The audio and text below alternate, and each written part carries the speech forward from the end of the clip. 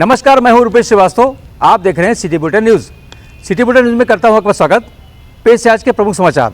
गोरखपुर राष्ट्रीय राजमार्ग पर रविवार की दोपहर हुए हादसे में जाको राखे साइयां मार सके न कोई की कहावत सच साबित हुई। हुआ यूं कि सड़क पर खड़े एक कंटेनर में तेज रफ्तार से आ रही एक डीसीएम पीछे से जाकर घुस गई। डीसीएम का अगला हिस्सा बुरी तरह से क्षतिग्रस्त हो गया। डीसीएम चालक शत्रुघ्न लाल पूरी तरह से सुरक्षित रहा, हालांकि उसे काफी चोटें आई हैं, जिसे इलाज के लिए जिला चिकित्सालय ले जाया गया। आधे घंटे तक क्षतिग्रस्त हिस्से में चालक फंसा रहा, लेकिन मौके पर पहुंची पुलिस और स्थानीय लोगों ने कड़ी मशक्कत के बाद उसे सुरक्षित निकाल लिया। चालक शत्रुघ्न लाल सीतापुर का रहने वाला बताया जा रहा है। हादसे की वजह से तकरीबन 1 घंटे तक हाईवे पर दोनों तरफ जाम लगा रहा। जिसने भी देखा चालक को फंसे हुए, वह यही कहता रहा कि जाको राखे साइयां मार सके न कोई। पुलिस के मुताबिक हादसा अयोध्या के बूथ नंबर 4 के पास हुआ। गिट्टी लाद कर गोरखपुर जा रहा कंटेनर खराब हो जाने के कारण सड़क पर खड़ा था। 2 घंटे बाद जाम हटने के बाद हाईवे पर यातायात बहाल हो गया।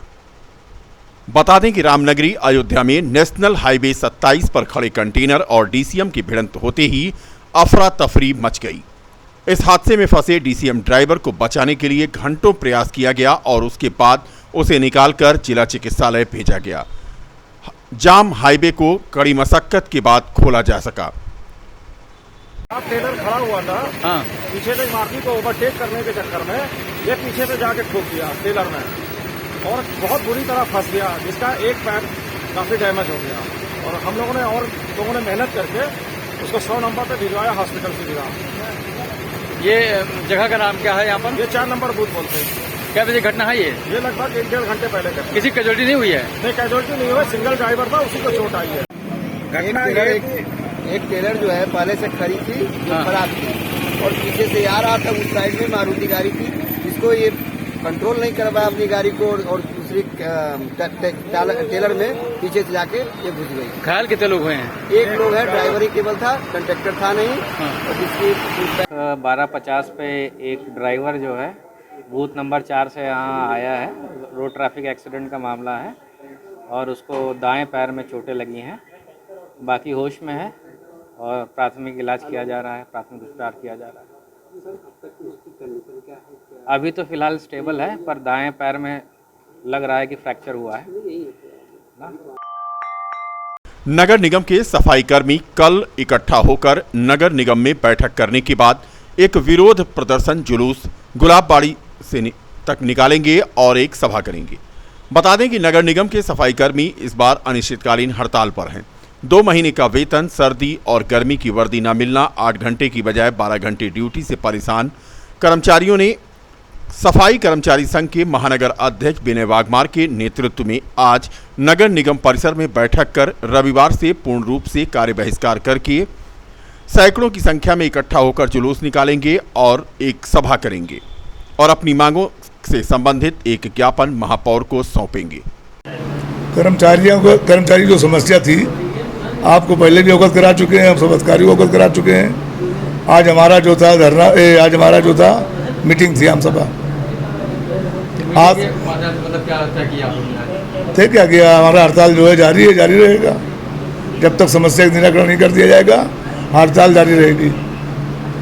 कल क्या काम रहेगा आप लोगों का? कल हमारा काम, आज से काम बंद है हमारा फिलहाल, लेकिन आज जो है रविवार है, रविवार को कर्मचारी छुट्टी लेती है, लेकिन छुट्टी मनाते हुए लेकिन तब भी कर्मचारी हमारे यहाँ आज नगर निगम में आज उनकी मीटिंग बैठा किया गया।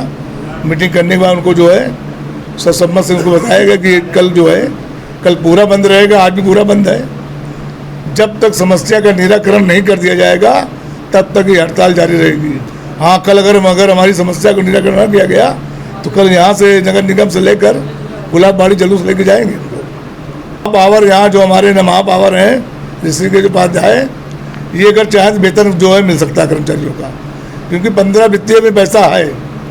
जैसे कि कर अधिकारी बता रहे हैं कि 15 वित्तीय में पैसा है, इन लोगों में कुछ बात हुई लेकिन वो पैसा देने से इनकार कर रहे हैं। और मेयर से मैंने भी कई बार बात किया कि भाई आप जो है मुखिया हैं कर्मचारियों का, तो इनका कुछ अला भला करिए, लेकिन ये भी जो कुछ अला भला करने के लिए तैयार नहीं है।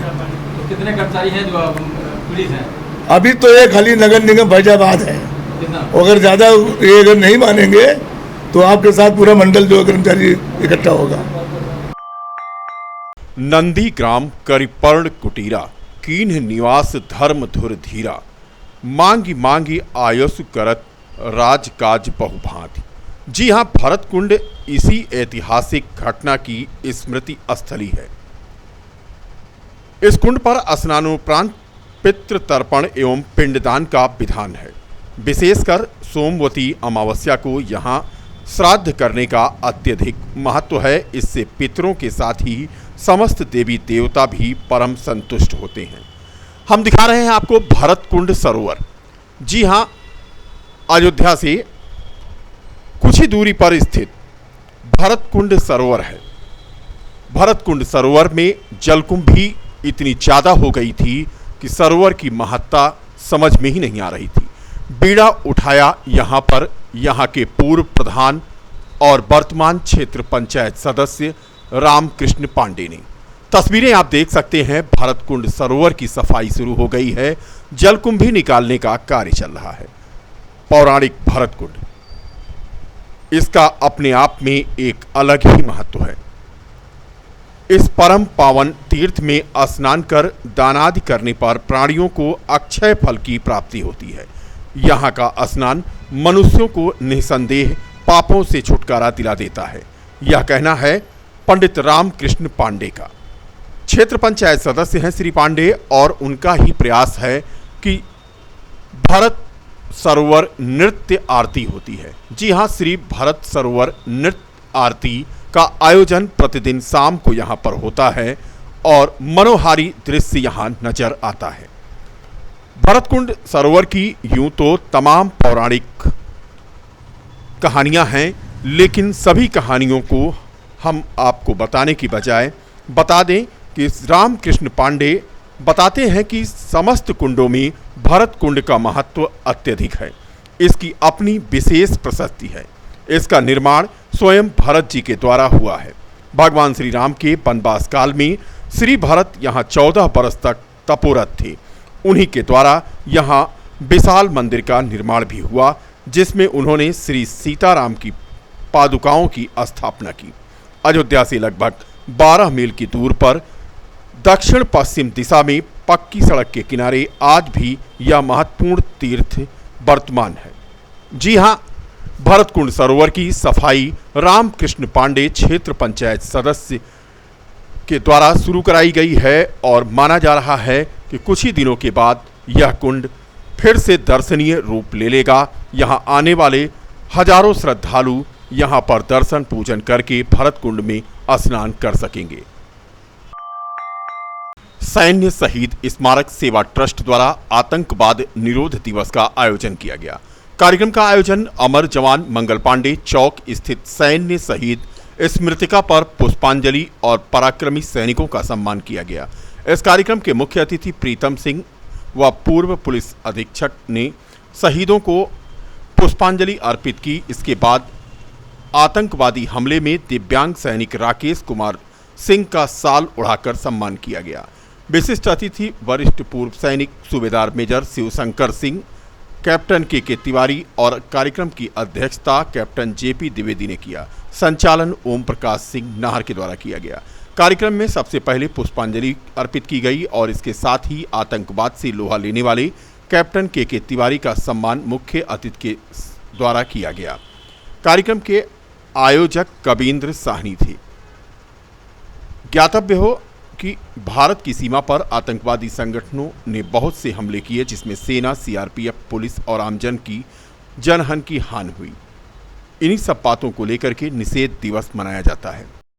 21 मई एंटी टेररिस्ट डे पर आज हम लोगों ने यहाँ पर एक कार्यक्रम का आयोजन किया, जिसमें एंटी आतंकवाद में शहीद हुए सेना, पुलिस और सीआरपीएफ जवानों को यहाँ पर श्रद्धांजलि दिया गया। साथ ही आतंकवादियों के हमले में घायल राकेश कुमार सिंह का यहाँ पर सम्मान किया गया। साथ ही आतंकवाद से मुकाबला करने वाले कैप्टन जेपी द्विवेदी और हमारे सूबेदार मेजर शिवशंकर सिंह का, हमारे मुख्य अतिथि प्रीतम सिंह साहब पूर्व पुलिस अधीक्षक ने किया, साथ ही हमारे कैप्टन JP द्विवेदी जिसकी अध्यक्षता किया। यहाँ पर नायब सूबेदार दलजीत सिंह, सूबेदार KP सिंह, सूबेदार काद हुसैन का आतंकवादियों से मुकाबला करने के लिए इनका सम्मान किया गया।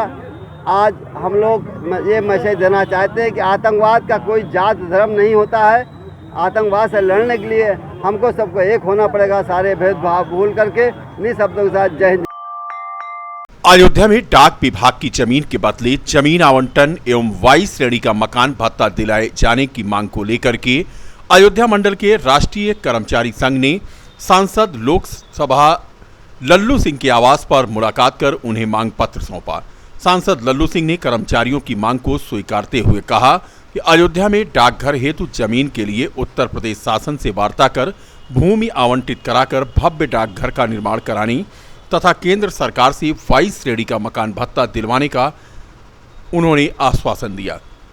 दरअसल वर्ष 1990 में डाक विभाग की भूमि उत्तर प्रदेश के पर्यटन विभाग ने रामकथा पार्क योजना में लगभग 11 बिस्वा भूमि अधिग्रहित कर मुआवजा कोर्ट में जमा कर दिया था। डाक विभाग 1990 से निःशुल्क भूमि के बदले भूमि आवंटन की मांग जिला प्रशासन से लगातार करता आ रहा है, परंतु जिला प्रशासन भूमि आवंटन नहीं करके अयोध्या में डाक विभाग के विश्व स्तरीय हाईटेक डाकघर तथा हॉलिडे होम के विकास पथ पर रोड़ा बनता जा रहा है, जिससे डाक विभाग डाक भवन और हॉलिडे होम बनने से वंचित हो रहा है।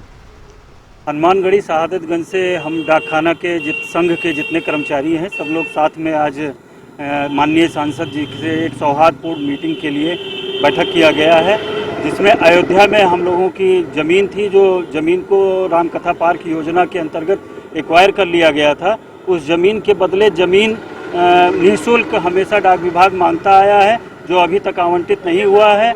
वही ज़मीन को आवंटित कराने के लिए दूसरा मुद्दा हमारा था, जो मथुरा और अयोध्या को एक साथ में महानगर पालिका घोषित किया गया था और वाई श्रेणी की सुविधा मथुरा में दे दिया गया है, अयोध्या में अभी तक नहीं दिया गया है। वाई श्रेणी की मकान भत्ता की मांग की जा रही है। ये ज्ञापन हम लोगों ने माननीय सांसद को दिया है और ये हमारी बात भारत सरकार से उठाएं, जिससे हम लोगों को शीघ्र से इसका लाभ मिल सके।